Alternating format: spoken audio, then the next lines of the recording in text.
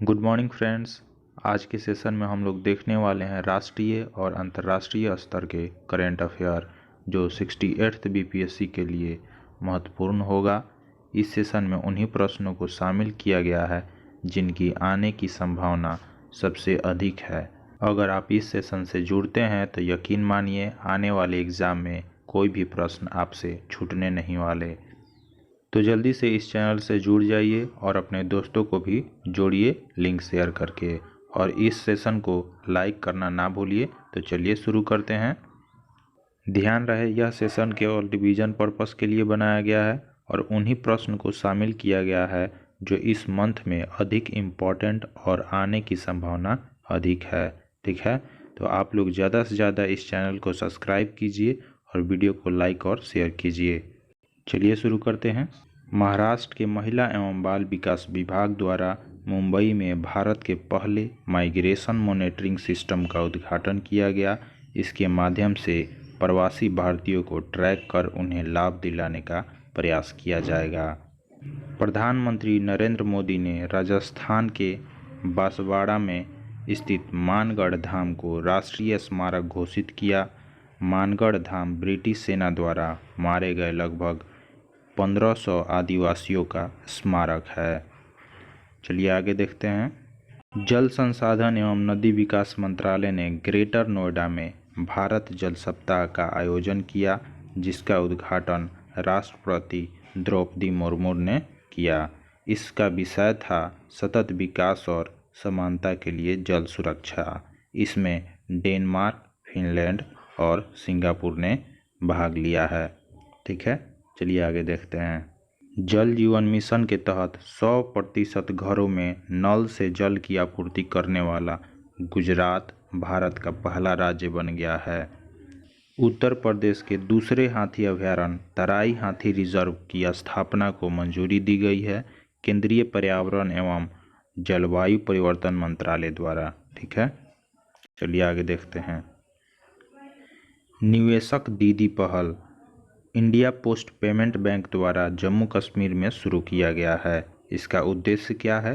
तो साक्षरता बढ़ाने, वित्तीय साक्षरता बढ़ाने के लिए महिलाओं के द्वारा और महिलाओं के लिए शुरू किया गया है। पांडुलिपियों के संरक्षण के लिए गुजरात में विश्व का सबसे बड़ा पांडुलिपि ग्रंथालय बनाया जा रहा है। ठीक है, यूनेस्को की international union of geological sciences ने मेघालय में खासी हिल्स में स्थित मोमलुहा गुफा को भारत के पहले भारतीय भूवैज्ञानिक विरासत स्थल के रूप में मान्यता दी है। ठीक है, हाल ही में मध्य प्रदेश में नए बाघ अभयारण्य दुर्गावती टाइगर रिजर्व की स्थापना को मंजूरी दी गई है। राजस्थान के नाथद्वारा में भगवान शिव की दुनिया की सबसे ऊंची प्रतिमा का अनावरण किया गया है, जिसकी ऊंचाई 369 फीट है, जो 20 किलोमीटर की दूरी से दिखाई देती है। ठीक है, प्रधानमंत्री नरेंद्र मोदी ने गुजरात के गांधीनगर में मिशन स्कूल फॉर एक्सीलेंस की शुरुआत की। इसका उद्देश्य स्मार्ट टीचिंग तथा 5G internet service smart classroom के जरिए शिक्षा व्यवस्था को और बेहतर बनाना है। हाल ही में राष्ट्रपति ने राज्यसभा के लिए 4 सदस्यों को मनोनीत किया है। वो कौन से 4 सदस्य हैं? चलिए देख लेते हैं। PT उषा, जिनका संबंध खेल से है। इलैया राजा, इनका संबंध संगीत से है। वीरेंद्र हेगड़े, इनका संबंध सामाजिक कार्य से है, आध्यात्मिक गुरु हैं ये। और KV विजेंद्र प्रसाद, ये फिल्म निर्देशक हैं, तेलुगु स्क्रिप्ट राइटर। ठीक है, देखिए राज्यसभा में मनोनीय आर्टिकल 80(3) के द्वारा होता है, जिसमें 12 लोगों का मनोनीय राष्ट्रपति के द्वारा होता है। ठीक है, और वही बात करें लोकसभा की तो इसमें कुल टोटल 2 लोगों का मनोनीय होता है और आर्टिकल 331 के द्वारा। ठीक है, चलिए आगे देखते हैं। 23 जनवरी को नेताजी सुभाष चंद्र बोस की 125वीं जयंती के अवसर पर लेह लद्दाख में मैं भी सुभाष अभियान की शुरुआत की गई है। ठीक है, आप लोग ज़्यादा से ज़्यादा इस चैनल को सब्सक्राइब कीजिए और वीडियो को लाइक और शेयर कीजिए और अपने दोस्तों के पास भी शेयर कीजिएगा। ठीक है, चलिए आगे देखते हैं। तमिलनाडु के राज्यपाल द्वारा ऑनलाइन जुए का निषेध और ऑनलाइन गेम का नियमन आदेश 2022 को मंजूरी प्रदान की गई है। ठीक है, इसको ध्यान में रखिएगा। गृह मंत्री अमित शाह द्वारा बिहार के सारण जिले में सिताब दियारा में जयप्रकाश नारायण की 120वीं जयंती पर 14 फीट ऊंची प्रतिमा का अनावरण किया गया। ये सवाल बीपीएससी में एकदम छपने वाला है, इसको आप याद कर जाइएगा। ठीक है, चलिए आगे देखते हैं। केंद्रीय पर्यटन मंत्रालय द्वारा जारी रिपोर्ट के अनुसार 2021 में महाराष्ट्र 1.26 मिलियन और तमिलनाडु 1.23 मिलियन में विदेशी पर्यटकों की संख्या सबसे अधिक है। विदेशी पर्यटकों की संख्या सबसे अधिक कहाँ? तो पहले महाराष्ट्र और दूसरे नंबर पे तमिलनाडु। ठीक है, चलिए आगे देखते हैं। केरल राज्य का पुलमपारा पंचायत देश का पहला पूरी तरह डिजिटल साक्षरता वाला पंचायत बन गया है। कौन सा पंचायत? तो केरल राज्य का पुलमपारा पंचायत। ठीक है, चलिए आगे देखते हैं। Adani green energy limited Jaisalmer Rajasthan में 600 मेगावाट क्षमता का विश्व का सबसे बड़ा पवन और सौर ऊर्जा संयंत्र चालू किया है। ठीक है, देखिए दोस्तों, आप लोग ज़्यादा से ज़्यादा इस चैनल को सब्सक्राइब कीजिए और वीडियो को लाइक और शेयर कीजिए। चलिए आगे देखते हैं। हरियाणा सरकार ने विभिन्न आर्थिक गतिविधियों में सहयोग के लिए दुबई सरकार के साथ समझौता किया है। ठीक है, यह भी वीवीआई है, ये पक्का छपने वाला है। ठीक है, अक्टूबर 2022 में हरियाणा के मानसेर में एससीओ आतंकवाद विरोधी अभ्यास का आयोजन किया गया, जिसमें पाकिस्तान ने भी भाग लिया है। ठीक है, भारत सरकार ने आंध्र प्रदेश और तमिलनाडु को जोड़ने वाली कृष्ण नदी पर एक केबल स्टे कम सस्पेंस ब्रिज का निर्माण को मंजूरी दिया है। ठीक है, केंद्र सरकार ने। ठीक है, चलिए आगे देखते हैं। प्रधानमंत्री नरेंद्र मोदी ने गुजरात के बनासकांठा जिले के दिशा में भारतीय वायुसेना के लिए एक नए एयरबेस की आधारशिला रखी है। ठीक है, इसको ध्यान में रखिएगा। चलिए आगे देखते हैं।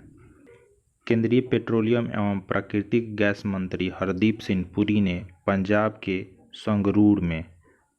संगरूर में एशिया का सबसे बड़े संपीड़ित बायोगैस, कौन सा गैस? तो संपीड़ित बायोगैस सीबीजी। ठीक है, कंप्रेस्ड बायोगैस। ठीक है, का संयंत्र का उद्घाटन किया है। कहाँ पे? तो पंजाब के संगरूर में। ठीक है, चलिए आगे देखते हैं। डिजिटल शिक्षा को बढ़ावा देने के लिए असम सरकार ने गूगल के साथ समझौता किया है। ठीक है, इसको ध्यान में रखिएगा। मध्य प्रदेश भारत का एक ऐसा राज्य है जहाँ पे देश में पहली बार एमबीबीएस की कोर्स हिंदी में शुरू की गई है। ठीक है, इसको भी आप ध्यान रखिएगा।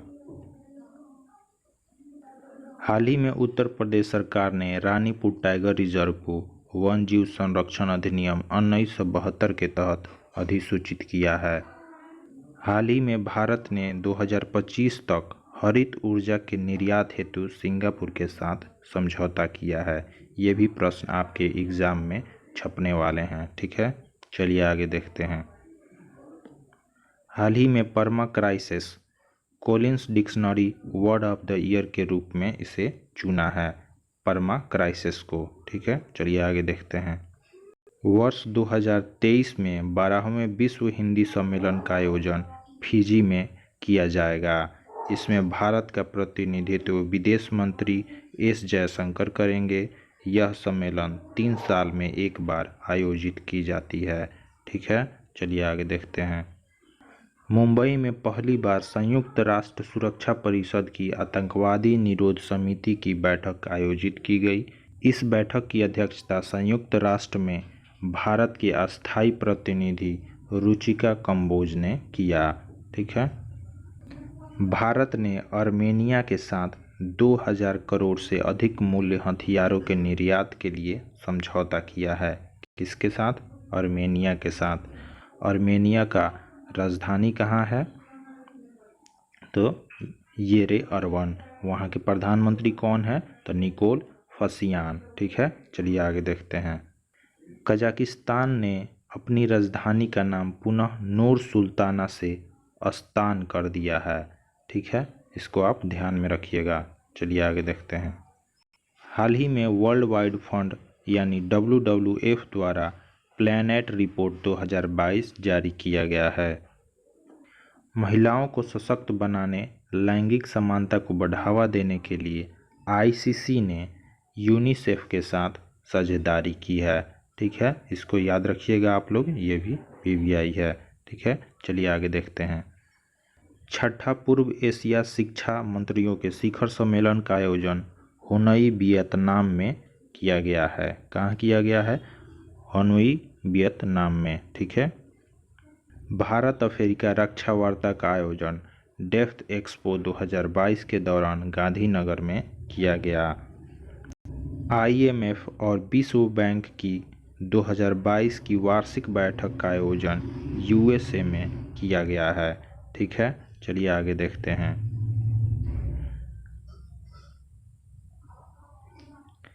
हाल ही में WEF और यूनिसेफ एवं युवा द्वारा संयुक्त रूप से एजुकेशन 4.0 इंडिया रिपोर्ट जारी की गई है। 14वां ब्रिक्स शिखर सम्मेलन 2022 की मेजबानी चीन द्वारा वर्चुअली किया गया और भारत की ओर से भारत के प्रधानमंत्री नरेंद्र मोदी ने भाग लिया, वो भी वर्चुअली।